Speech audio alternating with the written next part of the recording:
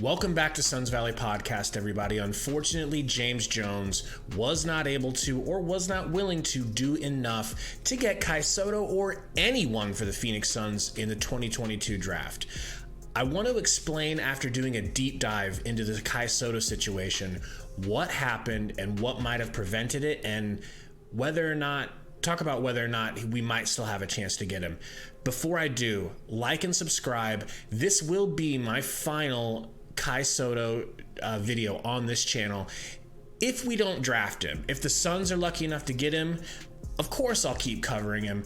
But the cool news is my friend Romp, who has a very good YouTube channel, you've probably seen it. He made this video right here of Kai Sotto.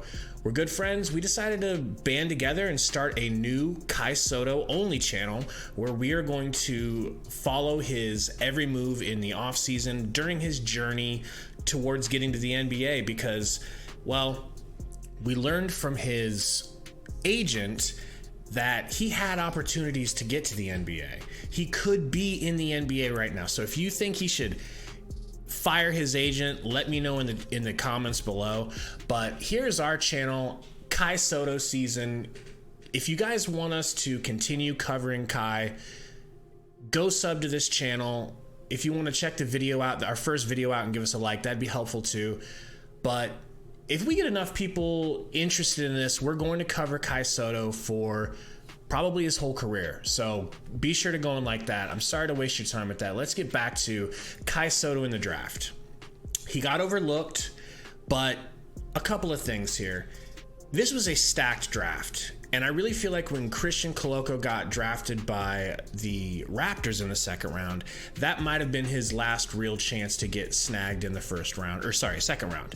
So I did a deep dive. Like I said, I looked into the reasons why he's not on a team, and here's what I found. Kai Sotto's agent, for right or wrong, for better or for worse, wanted him to get more guaranteed money.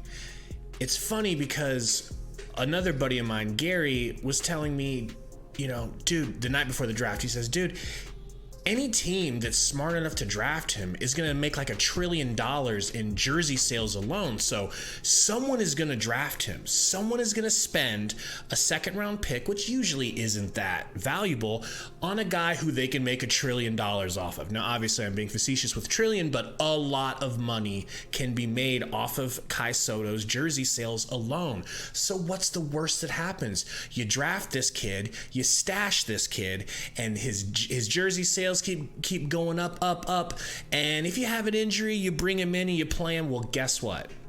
Not only was that the tack that a lot of NBA teams took, and I'm almost certain the Suns did, because Robert Sarver is such a cheapskate. Not only did teams do exactly what Gary was telling me, but Kai Sotto's team was ready for it. They knew that would be coming, and they played hardball. They told these teams, no, we don't want to be a draft and stash. We want to play now, and we don't want you to lock up the rights to Kai, because we want him to be able to talk to all the teams.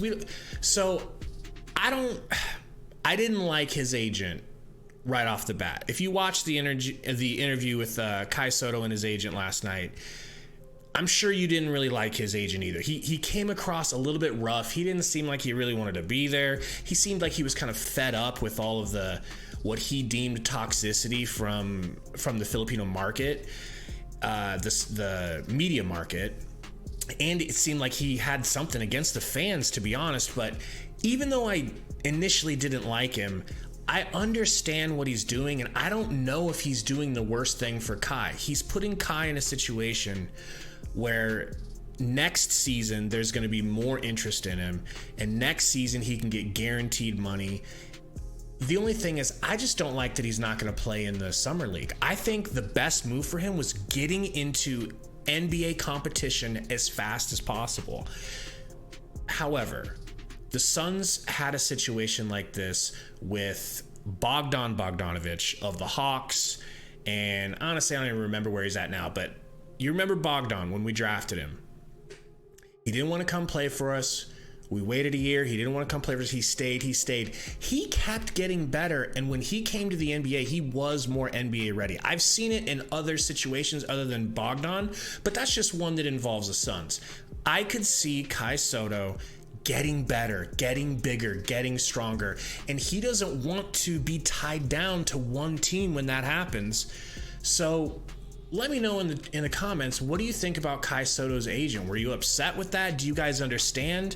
He's going to play for Gilas, the Filipino national team, and he seems kind of excited about that. It almost seemed like the agent was using that as a cop-out, like, oh, you guys should all be happy. He's going to play for the Philippines. Why are you mad at him? But it's like, that's not what we're mad about. We're mad because fans of Kai's, Romp and myself included, feel like he's NBA ready right now, and it's just silly that a team didn't give him a chance, and he's not going to get a chance to play in the summer league and show out. But other than that, I feel like the Suns whiffed. I wanted to let you guys know about the channel. Hit this like button on this video, and if you have time, go check out our Kai Sotto season channel. I'll put a link in the description, and we can't wait to continue to bring y'all Kai Sotto news on that channel, because as of right now, he's not really a Phoenix Sun, so the Suns have kind of got to say goodbye to him. Thanks everybody for hanging out. Go Suns. We'll see y'all later.